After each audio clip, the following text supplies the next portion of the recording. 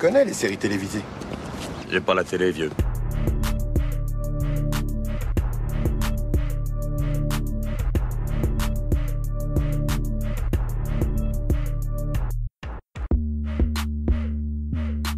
Salut à toutes, salut à tous, soyez les bienvenus dans la saison des séries, votre podcast consacré aux séries d'hier et d'aujourd'hui. Je m'appelle Junior, je suis ravi de vous retrouver, j'espère que tout va pour le mieux de votre côté.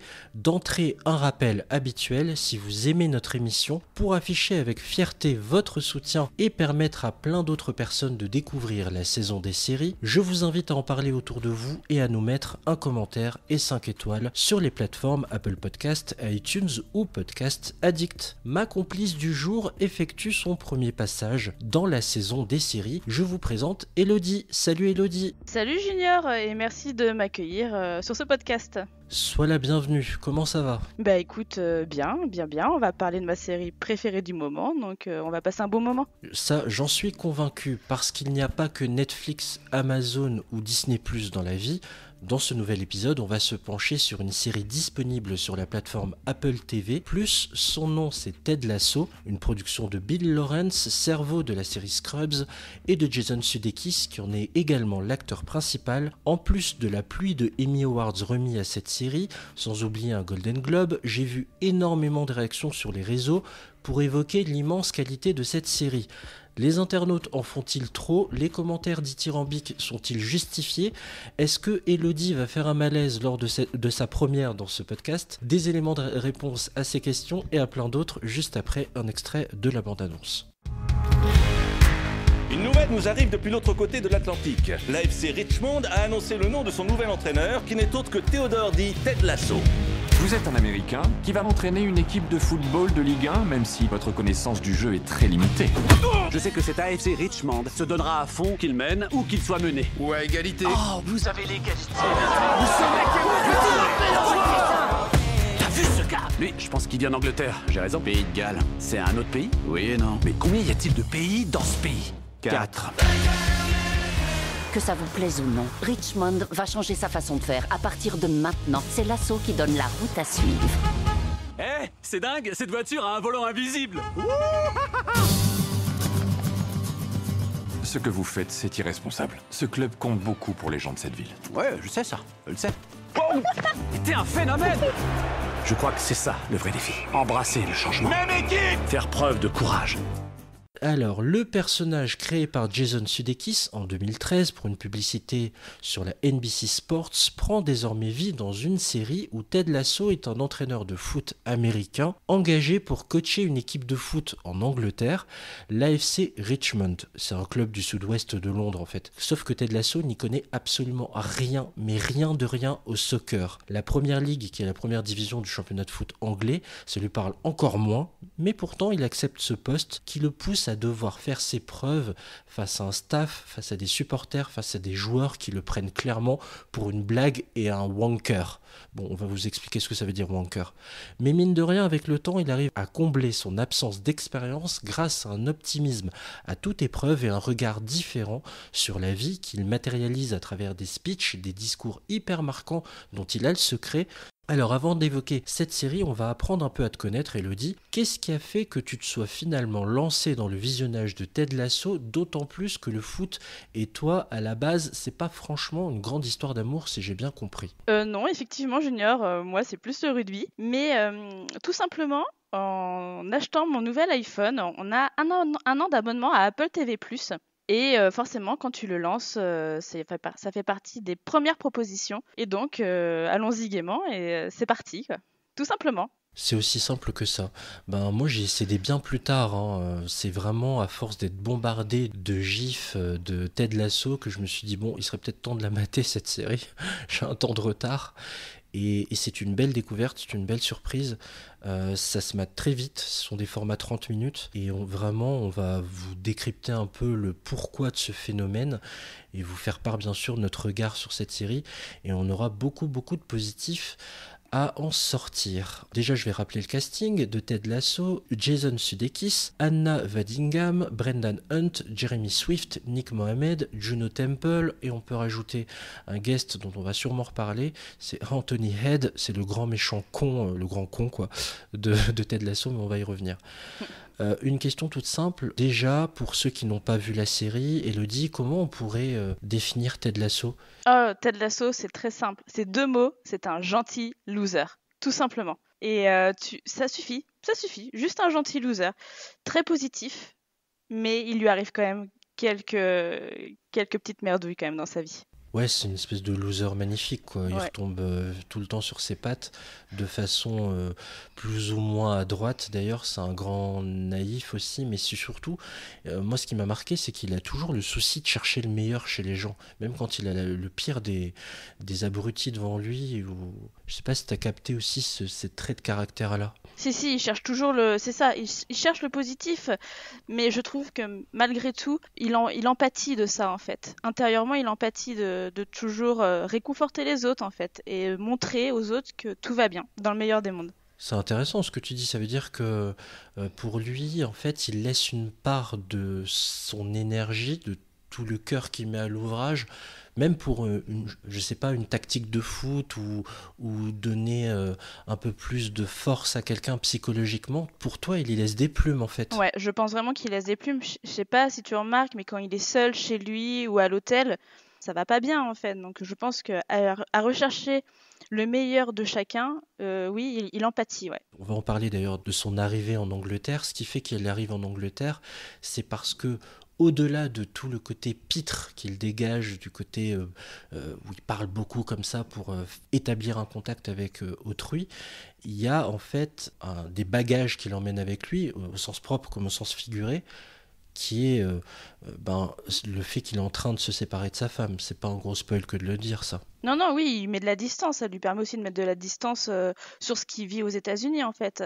Peut-être une sorte de fuite en avant, en fait, tout simplement. Quand on débute cette série, on est forcément interpellé par 2 choses.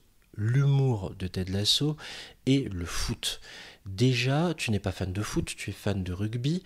Qu'est-ce qui a fait que tu accroches au-delà déjà du domaine dans lequel on évolue, de sport, le foot, et cet humour si particulier en fait, parce que c'est clairement au départ de la série un choc des cultures, c'est l'Américain qui débarque en Angleterre, on n'est pas loin de Bienvenue chez les Ch'tis là. Qu'est-ce qui fait qu'on aime tout ça malgré des choses a priori déjà vues? Je sais pas, je pense que c'est un parfait mélange entre tous les personnages. Je sais pas pourquoi j'ai accroché après. Je pense que ça se passe dans le foot, mais ça pourrait très bien se passer dans n'importe quel autre sport en fait. C'est un vestiaire d'un sport, là c'est le foot, quelconque, mais c'est une alchimie qui se fait, que ce soit les gags, l'attachement au personnage, et ça marche en fait. Ouais. Comment on pourrait le définir d'ailleurs cet humour, parce qu'il y a de tout en fait. Moi, je trouve que c'est un humour intelligent. Il y a beaucoup de jeux de mots aussi. Alors, je sais pas si tu l'as regardé en VO ou en J'ai VF. regardé en VO. Justement, ces différences de culture, d'expression entre l'américain et les british, ça passe. C'est vraiment très rigolo. Enfin, en tout cas, moi, ça m'a fait beaucoup rire. Ted Lasso découvre le thé. Et le thé, il n'aime pas ça. Et c'est un running gag pendant toute la saison 1. Et il ne comprend pas pourquoi les Anglais adorent le thé. Et c'est vraiment rigolo. C'est du jus de poubelle, hein, le thé, très clairement, et le crache à votre visage comme un lama, donc ne soyez pas à côté de Ted Lasso quand vous lui donnez du thé. Et l'eau gazeuse aussi, il crache aussi l'eau gazeuse. Ça c'est quand même pas mal comme running gag en effet. Et c'est marrant parce qu'à aucun moment finalement tu l'as trouvé balourd. Je dois avouer que, attention aux comiques de répétition finalement, à ça, tu vois, genre... Dans ce choc des cultures, parfois, le côté je vous ramène des biscuits, parce que pour lui c'est des cookies, mais pour eux c'est des biscuits. Enfin, tu vois, au bout du 9e, 10e épisode, on a compris quoi. Ouais, mais je suis attachée à lui, donc je suis pas du tout objective en fait. Moi j'aimerais bien qu'un Ted Lasso me ramène un petit biscuit tous les matins au boulot, tu vois, donc je trouve ça rigolo en fait. D'ailleurs, il y a une petite surprise, hein, quand on se demande d'où vient la recette, on va pas vous la révéler, on vous laisse découvrir ça. Je vous en prie, asseyez-vous. D'accord.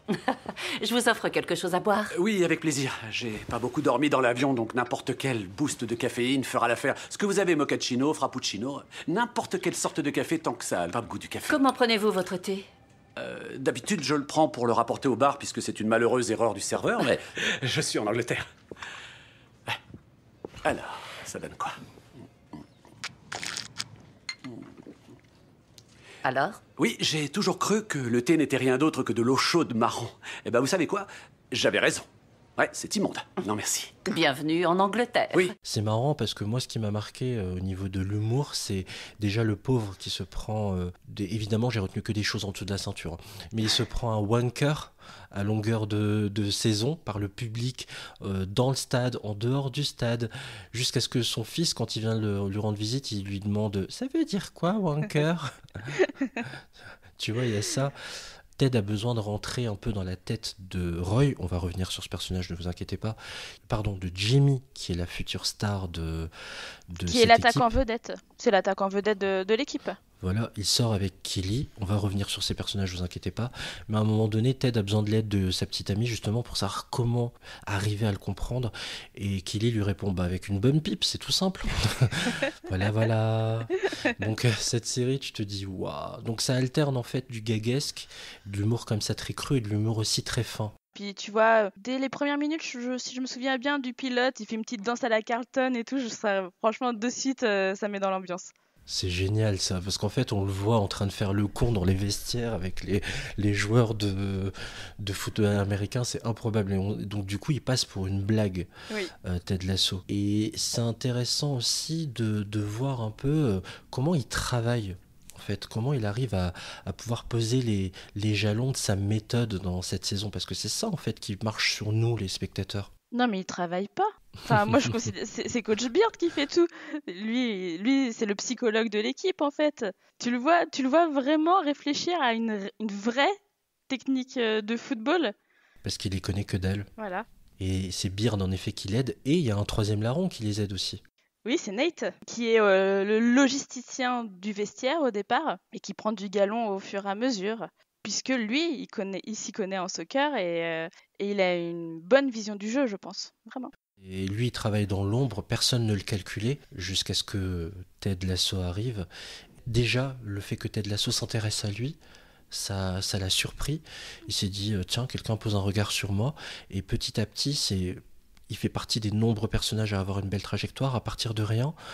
Et à part nettoyer les chaussures, tous les vêtements des joueurs, ramasser leur merde, quoi, en gros derrière, jusqu'à finalement, petit à petit, prendre du galon. Et Beard, on pourrait le décrire un peu plus aussi pour nos éditrices et auditeurs. Ouais, c'est un taiseux. Hein. Il parle pas beaucoup, Beard. Mais quand il parle, il dit quelque chose d'intelligent. Et en fait, c'est l'acolyte de Ted Lasso. Il arrive en même temps que lui. Lui aussi, il était aux États-Unis. Mais lui, il travaille. Par contre, dans l'ombre, je pense vraiment. Après, oui, c'est un taiseux. Il ne parle pas beaucoup, Beard. C'est tout dans le visage et on sait qu'il ne faut pas trop l'embêter. Et c'est là où, si vous n'y connaissez rien au sport, on apprend toute l'importance de l'assistant coach, des coachs assistants, qui en fait aident à réfléchir l'entraîneur principal dans les prises de décision, et parfois il va aller dans le sens des assistants, parfois non, en ayant le souci de prendre la bonne décision. C'est ça, le coach Beard, c'est le Guy Stéphane de Didier Deschamps en fait, tout simplement. Waouh, il y a des connaissances foot, là, attention, ça déconne pas. Hein. ça déconne pas. D'ailleurs, j'ai oublié de dire, c'est assez drôle de regarder la série, parce que c'est bien, vous aurez deux points de vue différents. Elodie est plus rugby que foot, comme elle a dit au début. Moi, j'aime profondément le foot, même si je suis beaucoup plus assidûment le basket et la NBA. Mais c'est intéressant justement de voir cette transposition dans le foot anglais de la Première Ligue. Il y a vraiment des éléments narratifs qui sont donnés à certains personnages et qui sont vrais. Comme par exemple ce joueur, Roy, qui a gagné en 2012 la Ligue des Champions. C'était vraiment le cas, puisque Chelsea avait gagné. Et l'équipe de Crystal Palace existe vraiment, bien sûr. L'équipe d'Everton existe, et ainsi de suite. Donc ils ont vraiment pris des éléments réels qu'ils ont insérés dans la série. Donc les fans de foot, vous ne serez pas perdants. Il y a seulement l'équipe de Richmond qui est fictive en fait. Oui, puis en plus pour la saison 3, ils ont eu les droits en fait de la Première Ligue.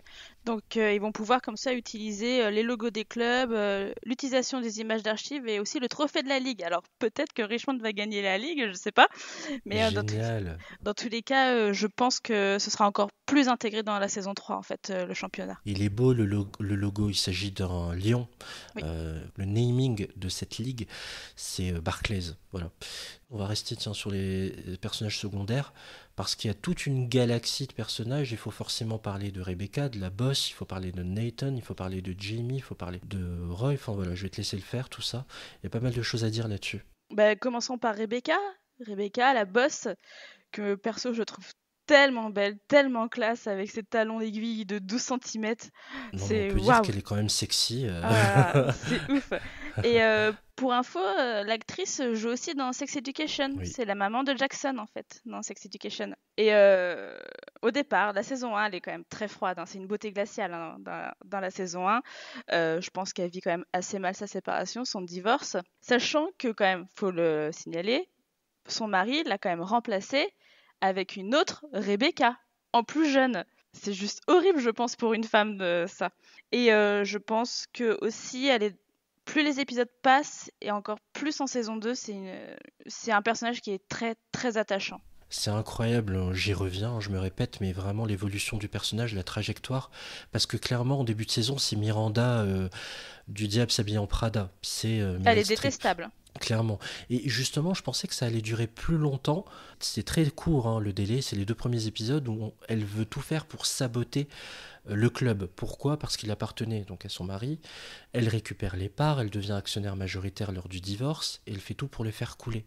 Donc j'ai vraiment cru qu'elle allait tenir cette posture jusqu'à la fin de la saison et potentiellement changer enfin. Mais on voit que C'est très vite, ouais. Que Ted Lasso est tellement positif, volontaire dans le fait de redresser le club, que ça l'a fait même chier de lui faire du mal et de lui faire des sales coups. C'est exactement ça. Mais ça montre bien que oui, il sait chercher le positif de chacun et puis que les autres sont obligés de s'ouvrir en fait, tout simplement.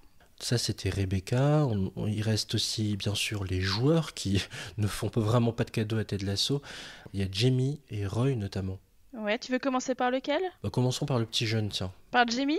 Jamie.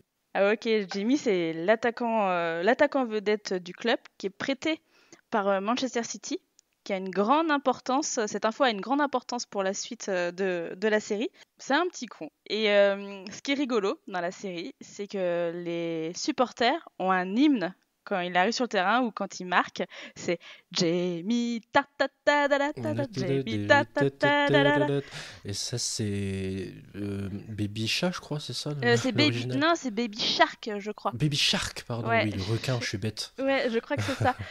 Et de suite, quand il y a cette chanson-là, j'ai l'impression d'être au stade en fait avec tous les supporters. C'est vraiment rigolo.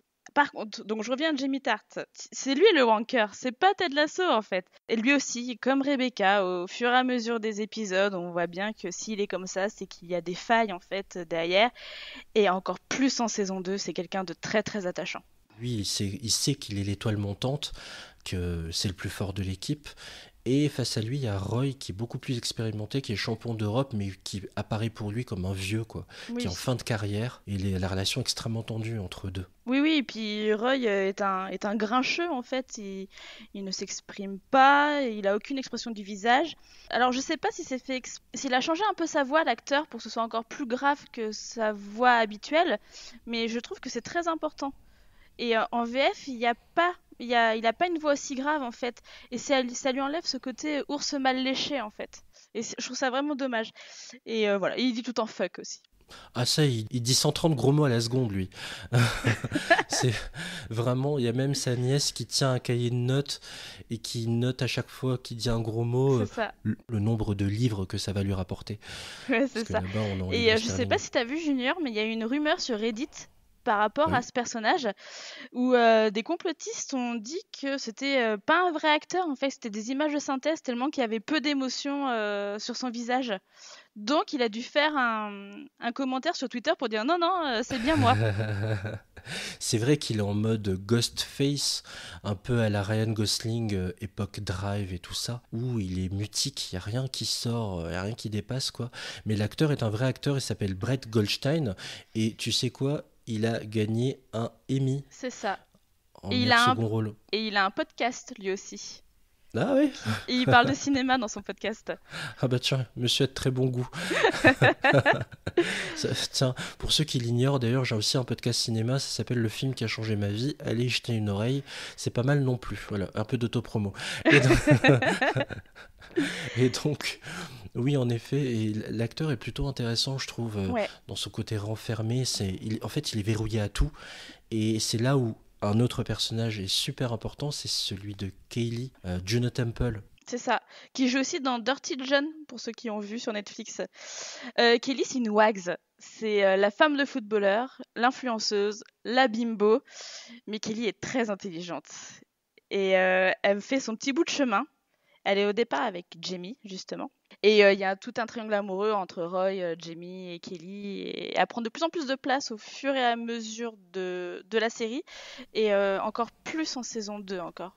Où elle devient très amie avec Rebecca. Et ouais, elle est vraiment sympa au départ. Tu te dis, oh allez, c'est la bimbo, c'est le cliché de la femme de footballeur. Et en fait, pas du tout. C'est clair. Et ce que j'aime beaucoup dans la série, c'est que, bon, vous me connaissez un peu maintenant, je ne me plains jamais quand il y a des jolies femmes, mais ce que j'ai beaucoup aimé, c'est qu'on l'oublie très vite, son côté sexy en fait. Ah oui, Mais c'est vraiment vrai. très vite. En 3-4 épisodes, c'est oublié parce qu'elle vaut tellement plus que ça. Et pareil, dans l'évolution qui va être la sienne sur, en tout cas moi, la première partie que j'ai vue, est très belle et logique. Et en plus, il y a une vraie sororité qui naît avec Rebecca la patronne, et elles se tirent mutuellement vers le haut toutes les deux. Je trouve ça fabuleux, humainement parlant et professionnellement parlant. C'est ça. Et puis au final, c'est les deux femmes de la série. Et elles ont un rôle très très important en fait. Ted, ce que vous faites, c'est irresponsable. Ce club compte beaucoup pour les gens de cette ville.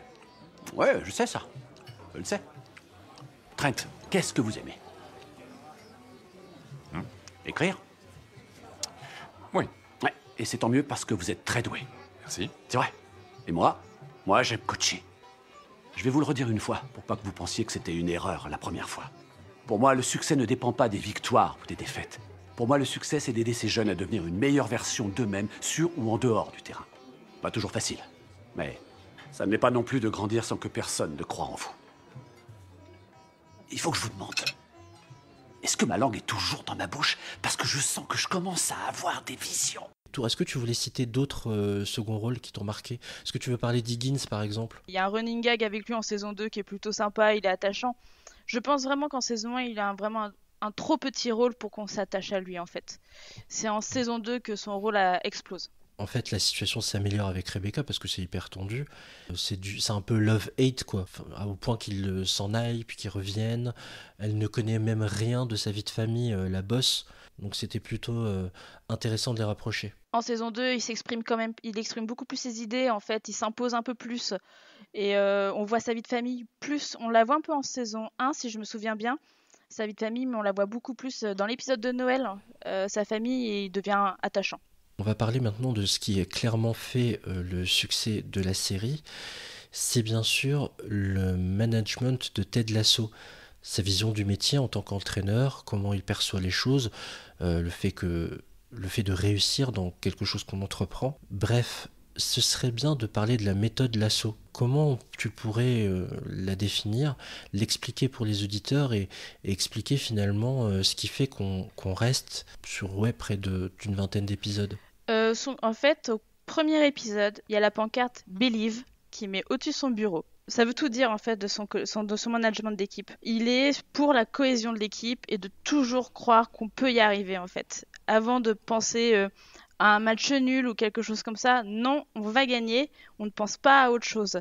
Il prône l'importance de chacun dans une équipe, que chaque élément est très important dans l'équipe et c'est ce qui apporte la force de l'équipe en fait. Ouais, il est profondément humain, il est positif, il est souriant, il est solaire, on se laisse pas abattre, et même s'il y a une défaite, on se met à danser et tout ensemble dans les vestiaires, même si ça renvoie pas quelque chose de forcément positif au niveau des médias, mais c'est pas grave. Et ça, j'ai vraiment apprécié, parce que Dieu sait que ça avait mal commencé. Pour les footeux, pour prendre une image qui va vous parler, désolé Elodie, mais promis c'est court. C'est quand, en fait, ça me rappelle beaucoup Arsène Wenger. Alors ce nom, je sais pas si tu dis quelque chose, Elodie. Bien sûr, c'est le coach d'Arsenal. Voilà. Enfin, Et quand il est arrivé au milieu des années 90 à Arsenal, là, il y a un journal qui avait titré en une Arsène who genre Arsène qui? Et c'est exactement de la même façon que Ted Lasso débarque dans cette série en fait. Et ça, je trouvais ça assez fort d'imposer cette méthode qui va pas passer tout de suite, hein, je vous rassure, parce que il doit gérer Roy. Alors Roy, c'est clairement Roy Keane, hein, pour les footeux. C'était un milieu de terrain défensif assez fou, qui cassait des jambes, qui parlait pas beaucoup, à part pour sortir des énormités et insulter les autres joueurs. Il était fou, c'était un chien fou. Et pour moi, Roy dans cette série, c'est Roy Keane, qui est un joueur irlandais, grand joueur de Manchester United dans les années 90. Et clairement, c'est lui. Oui, d'où peut-être le Roy Kent, Roy Keane. Exactement. Je pense que j'ai pas creusé le truc, mais pour moi, c'est clairement un rapprochement. Et puis au-delà de ça, il y a aussi les médias à gérer. Et cet enfoiré au départ de Trent Cream, avec un nom pareil en plus. The Independent. Hello, I'm Trent Cream from the Independent. Tout le monde le dit. Ok. Donc un mec qui, d'ailleurs, au bout d'un moment, passe une journée avec Ted Lasso. J'ai pensé également à un guest, ça faisait bizarre de le revoir. De qui? De Anthony Head, qui joue le rôle de Rupert, l'ex-mari de la boss. Parce que t'as l'habitude de le voir en gentil, c'est pour ça. De le voir en méchant, ça t'a perturbé. Alors, tu peux nous rappeler qui c'est ce monsieur? C'est Giles dans Buffy contre les vampires. Mais oui. Et donc, on a grandi avec la trilogie de M6 et on a l'habitude de le voir en gentil. Et là, c'est le seul personnage méchant de la série. Il est horrible, hein. C'est-à-dire que dès qu'il peut faire le moindre coup de pute à sa femme, il le fait. Comme par exemple, il y a un gala annuel qui est tenu par le club de Richmond, où tout le monde doit être sur 131, et cet enfoiré fait annuler, je vous dirai pas qui, mais un grand artiste britannique qui était prévu. Bon, tu peux le dire, hein, il est pas en guest non plus dans la série. Non, on le voit pas. C'est Robbie Williams. Non, tu ne verras pas torse nu, Elodie, désolé. Hélas. C'est Robbie Williams qui, en effet, n'est pas présent. Bon, il y a ce premier coup de pute et il y en a d'autres, hein. Mais je vais aller un peu dans le spoil, mais tant pis. Moi, ce qui m'a marqué aussi, c'est bien sûr les discours à la fois de causerie et des discours tout simples dans des échanges qui peuvent avoir lieu parfois dans des moments et des lieux informels. Je sais pas si tu en as relevé, si tu en as noté, Elodie. Non, pas spécialement. T'as pas marqué les speeches de Non. Non, en fait, je vais te donner un exemple concret. Justement, à un moment donné, ils sont dans un bar. Il y a Rebecca, donc la patronne, Ted Lasso, la nouvelle Rebecca, Bex, en version jeune, voilà, avec Rupert. Et il y a une compétition de fléchettes. Oui. Enfin, pendant cette compétition de fléchettes, Ted Lasso, je vous la fais courte, hein, en gros, fait part du fait d'avoir subi le fait que d'autres prennent l'ascendant sur lui et l'écrasent. Et il exploite un peu cette faiblesse en le faisant passer pour un manque-rien. Et lui, il explique que ces gens-là qui l'écrasaient ne pensaient pas à quel point lui pouvait être malin. Et ce qui est intéressant, c'est qu'il explique que, en fait, il suffit juste de s'intéresser aux gens, d'être curieux et de leur poser des questions. Soyez curieux. Bref, c'est tout un dialogue qui est extrêmement émouvant. Et il terrasse le méchant Rupert en lui disant « À aucun moment vous êtes demandé si je jouais bien aux fléchettes » parce qu'il y a une histoire de pari en jeu. Et vraiment, cette scène est bouleversante. Et il y en a beaucoup des causeries comme ça. Il n'y a pas que celle-là. Il en fait beaucoup. Mais justement, avec ce côté psychologique, en fait. Il sait piocher chez les gens, hein, ce qu'il a pioché. Et c'est sa force. Les gens prennent ça pour une faiblesse alors que c'est une force. So I get back in my car and I'm driving to work. And all of a sudden it hits me.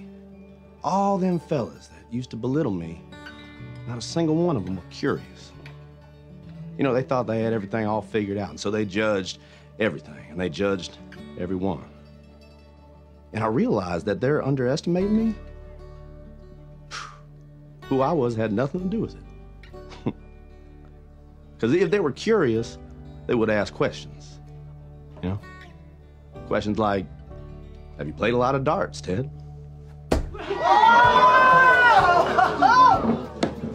To which I would have answered, yes, sir. Every Sunday afternoon at a sports bar with my father from age 10 till I was 16 when he passed away. il y a des twists dans les passages, les moments drôles, les moments émouvants. Est-ce qu'il y a vraiment des scènes qui, tout au long de la série, t'ont marqué jusqu'à atteindre cette saison 2? Je pense qu'il m'a marqué le plus, c'est quand Roy Kent se blesse au dernier match et qu'il se retrouve tout seul dans les vestiaires. Où justement, il montre vraiment son côté faible en fait et qu'il comprend qu'il pourra plus jouer, que c'est fini sa carrière et que justement Kelly vient, est la seule à venir le voir et le réconforte. C'est important parce que tu te rends compte que là, le sportif se rend compte et commence peut-être même à accepter que la carrière de footballeur, c'est fini. Et je pense que c'est un gros changement quand tu es sportif de haut niveau. Son corps lui dit clairement stop. Oui. Et il est temps de raccrocher. Et lui qui pourtant a tout donné, à chaque fois il a mouillé le maillot, au point d'ailleurs d'être acclamé par le public. C'est vrai que c'est une très très belle scène. Le public qui scande son nom, qui chante même une chanson en son honneur. Et ça c'était super sympa, jusque dans les bars d'ailleurs, pas que dans le stade. C'est ça. Ou même aussi la scène de Jamie Tart avec son père, qui dans les vestiaires, c'est une scène en fond. Ted passe devant et on se rend compte de la pression aussi des parents sur les jeunes footballeurs.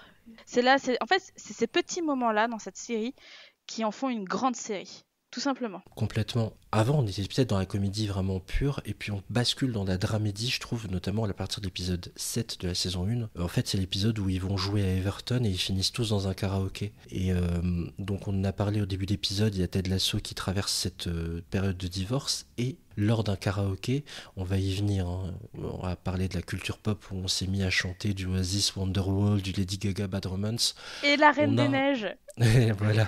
Et justement, Ted s'effondre littéralement sur la Reine des Neiges, libérée, délivrée, ou Let It Go en VO.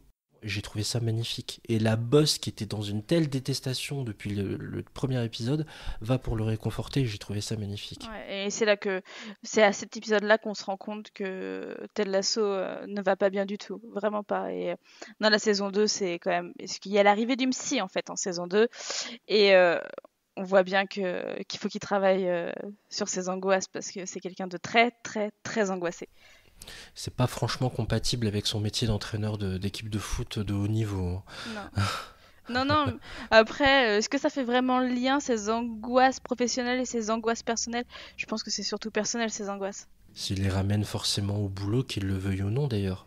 Oui. Ted. Ted. Ted. It's okay. It's okay. Try to breathe. I can't. I don't know what's going on. I'm sorry. It's okay. You're having a panic attack. Just breathe. I'm going crazy. No more than anyone else.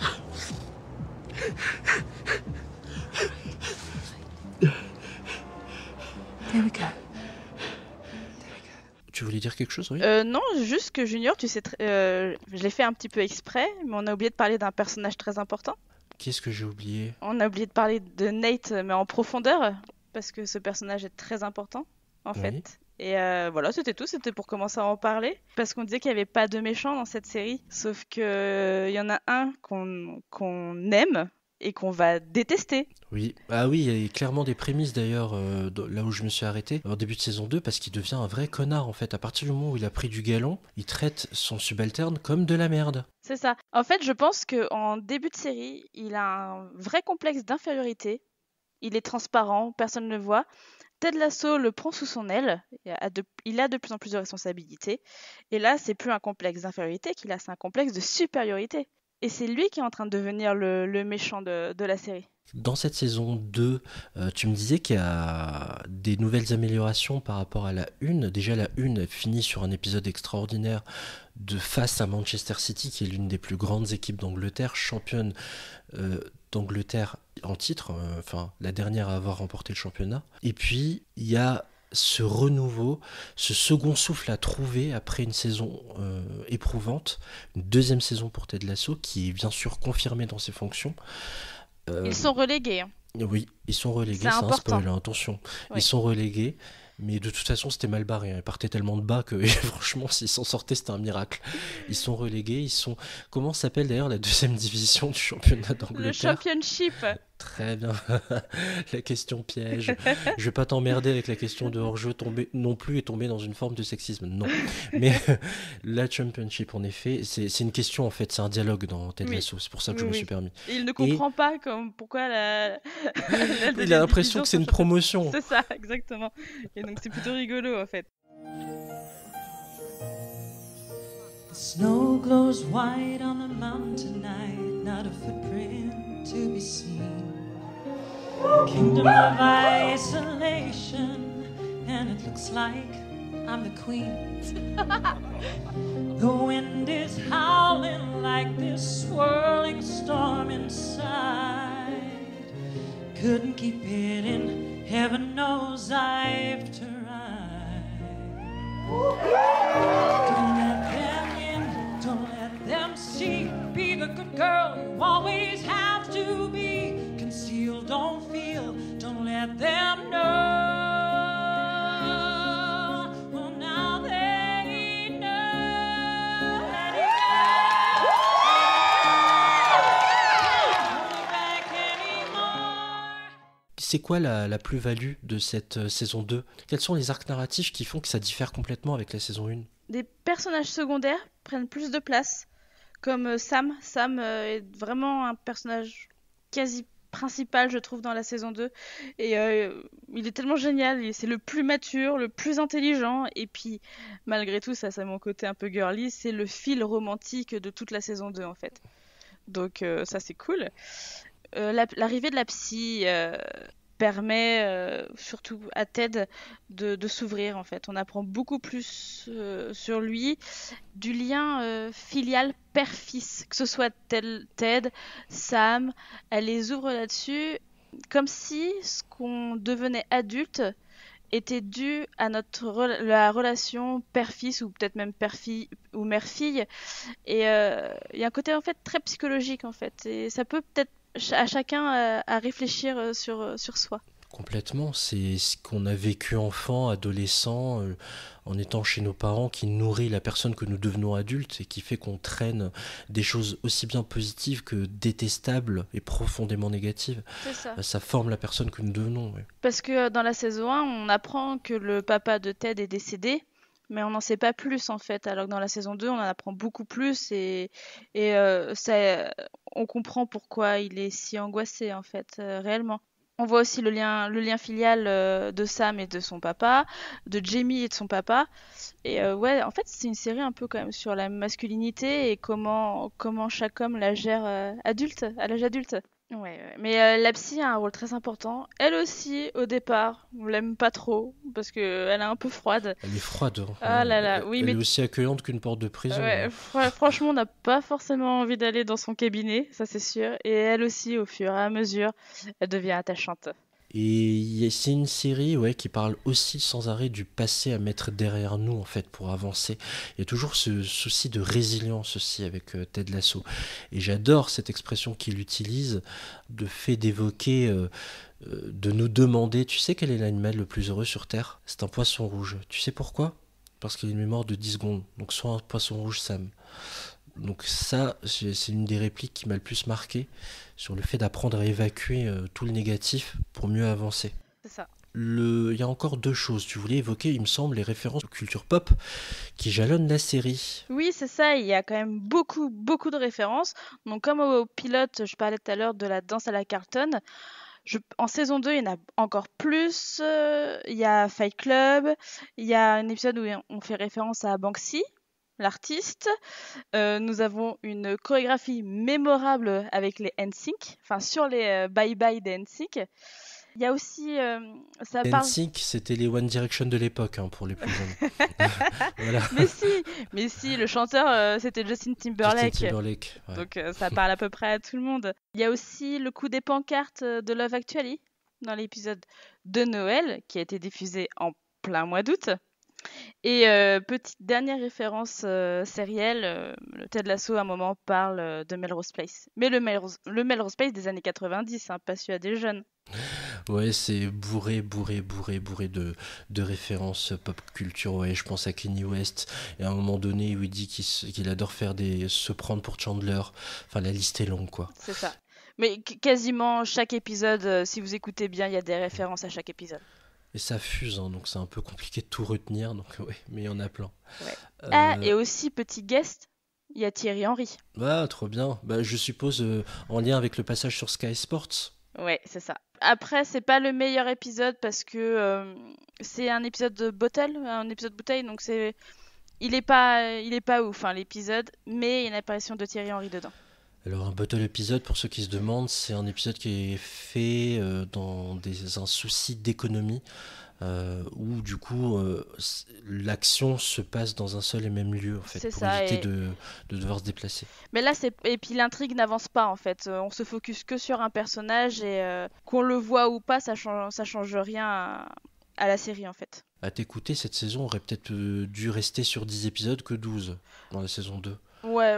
Enfin, tu vois, l'épisode de Noël, il est sympa, mais on n'y a pas besoin. Donc celui-ci avait centré sur le coach Beard. Là, il est bourré de références, hein, cet épisode. Parce qu'on voit aussi un peu une référence à Orange Mécanique, les choses comme ça. Mais il sert à rien, en fait. Moi, ce que j'ai envie de voir, c'est l'évolution des personnages. Pas de voir une fin de soirée de Coach Beard, en fait, tout simplement. Une toute dernière question toute simple. Les récompenses qui ont été attribuées à cette série, notamment les 4 Emmy Awards reçus en septembre dernier, est-ce que c'est justifié ? Est-ce qu'on n'en fait pas un peu trop sur Ted Lasso ? Question un peu provoque exprès. Hein. Non, on n'en fait pas trop parce que justement, je pense qu'elle est trop anonyme. La série étant diffusée sur Apple TV+, et je pense qu'il y a encore beaucoup de gens qui n'ont pas cette plateforme-là. Il y a plein de gens, tu vois, quand j'en parle un peu autour de moi, Ted Lasso, ils connaissent pas en fait. Donc si ça peut permettre de faire un focus sur une série, de la mettre en lumière, bah tant mieux. Complètement. Nous-mêmes, d'ailleurs, c'est là où c'était cool de préparer cette émission avec toi, c'est que oui, on parle beaucoup de séries Netflix, de séries Amazon, de séries Disney+, de Canal+, mais il existe aussi cette plateforme. Je tiens à préciser que je ne suis pas sponsorisé par Apple TV+, mais si les gars, vous voulez m'envoyer des codes gratuits, je prends, il n'y a pas de souci. Oui, vous avez 7 jours gratuits pour vous faire une idée. Et le catalogue est beaucoup moins fourni en série, mais il y a vraiment des petites séries très sympas. Oui, vous pouvez trouver également For All Mankind, vous pouvez trouver Foundation, vous avez aussi The Morning Show avec Jennifer Aniston et Reese Witherspoon, vous avez la série Si. Dickinson, je viens de la finir et c'est vraiment super bien. Et il y a Mythic Quest aussi. Si vous aimez Ted Lasso, vous adorez Mythic Quest aussi. Il y a The Servant, une série de Shyamalan, le monsieur derrière Sixième Sens, Incassable et plus récemment Glass. Enfin voilà, je pense que vous pouvez trouver votre bonheur sur cette plateforme également. Je pense qu'on a bien fait le tour de ce Ted Lasso, donc 2 saisons, 22 épisodes qui sont disponibles sur la plateforme Apple TV+. Juste avant de se dire au revoir, je voudrais vous remercier toutes et tous d'être de plus en plus nombreux à nous écouter, ça nous fait extrêmement plaisir. Vous êtes de plus en plus nombreux à nous rejoindre et ça nous touche beaucoup et ça nous donne beaucoup de force pour continuer. Donc un grand merci à vous toutes et vous tous qui nous écoutez et merci à toi. Elodie, pour ton baptême du feu, ça va, t'as pas fait de malaise, donc tout va bien? Non, ça va, merci Junior. Et félicitations pour les écoutes du podcast, c'est cool. Merci, on doit tout à nos auditrices et auditeurs. La saison des séries, ça y est, c'est fini. Vous pouvez retrouver cet épisode ainsi que tous les précédents saisons des séries et PPP, un pilote presque parfait, sur vos applis préférés. N'oubliez pas de nous suivre sur vos comptes Twitter et Instagram. Twitter, pilote parfait, Instagram, la saison des séries. N'hésitez pas à vous dire que vous nous aimez sur les plateformes Apple Podcast et iTunes. Merci à vous de nous avoir suivis jusqu'au bout. Je vous souhaite plein de bons épisodes et je vous dis à très bientôt. Ciao. Ciao.